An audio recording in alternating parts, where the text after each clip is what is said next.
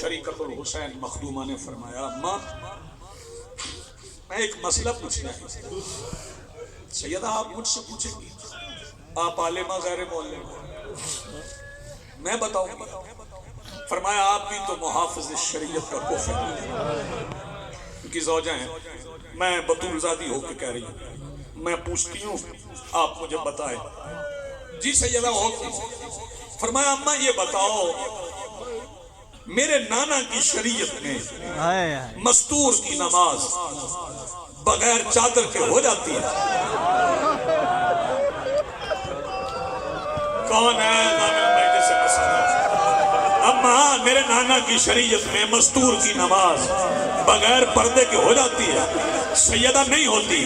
شہزادی آواز دے کے کہتی جب مستور کی نماز بغیر پردے کے نہیں ہوتی پھر میرے عباس کو میرے خیمے میں حجرے میں آنے سے روکا کیوں ہے؟ بس میں بالکل قریب آ گئی, بھائی کو ممبر دوں. جو ایک نماز عباس کے بغیر نہیں پڑھتی تھی, ذرا سوچ اس نے شام غریبہ میں بغیر چادر کے جلے ہوئے خیمے کی راکھ کے مصلے پہ ہاتھ مار سینے پہ. سیدہ کے پردے کا ماتم ہے, سیدہ کے پردے کا ماتم ہے, حجاب سیدہ کا ماتم ہے. بس عزاداروں میں بالکل قریب آ گیا, تعمیل حکم ہو گئی, سارے سر نیزوں پہ سوار ہوئے ہیں. میرے مرشد عباس کا سر نیزے پہ نہیں, ہاں میرے مرشد عباس کا سر نیزے پہ نہیں, گھوڑے کی گردن پہ. دو سر ہیں جو لٹکائے گئے ہیں, پہلا امیر مسلم کا, دوسرا میرے مولا عباس کا.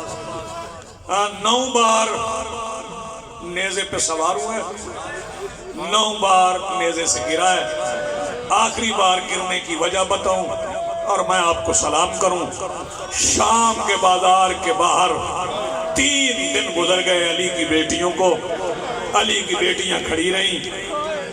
میں کہہ گیا تو سن گیا. 3 دن گزر گئے, علی کی بیٹیاں کھڑی رہیں. تیسرے دن دروازہ کھلا, علی کی بیٹیوں نے بازار میں آنا تھا. میں تعداد نہیں بتاتا کہ لوگ چودھری صاحب کتنے تھے, بھائی جان کتنے لوگ تھے, ڈاکٹر صاحب کتنے لوگ تھے, تعداد نہیں بتاتا. جب دروازہ کھلا نا, علی کی بیٹی نے پہلا قدم بازار میں رکھنے کے لیے اٹھایا. اچھا مجھے بتاؤ سارے سمجھدار حضرات بیٹھو, پیر اٹھ جائے اسے زمین پہ آنے میں دیر کتنی لگتی ہے؟ ادھر اٹھا ادھر زمین پہ آ گیا. میں پاک ممبر پہ کھڑا ہوں, یہ کالا کپڑا میرے ہاتھ میں ہے. یہ شیعوں کے لیے نہیں کہہ رہا, اگر کوئی اہل سنت بیٹھا تو اسے یقین دلانے کے لیے کہہ رہا ہوں. پیر اٹھے تو زمین پہ رکھنے میں دیر کتنی لگتی ہے؟ ادھر اٹھایا ادھر رکھ لیا. بتاؤں بازار میں رش کتنا تھا؟ علی کی بیٹی کا اٹھا ہوا قدم زمین پر آنے سے پہلے دمشق میں 15 اذانیں ہو گئے.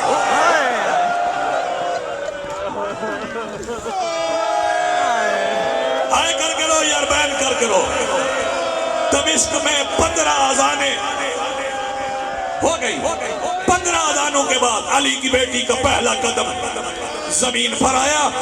جیسے ہی علی کی بیٹی کا پہلا قدم زمین پہ آیا, استقبال کرنے والوں نے جلدی استقبال کرنا شروع کیا. پھول نچھاور ہونے شروع ہو گئے. کئی بندے پھول کی لفظ سن کے شاید دکھ جائیں, لوگوں نے پتھر مارنے شروع کر دیے. علی کی بیٹی چپ کر کے پتھر کھاتی رہی.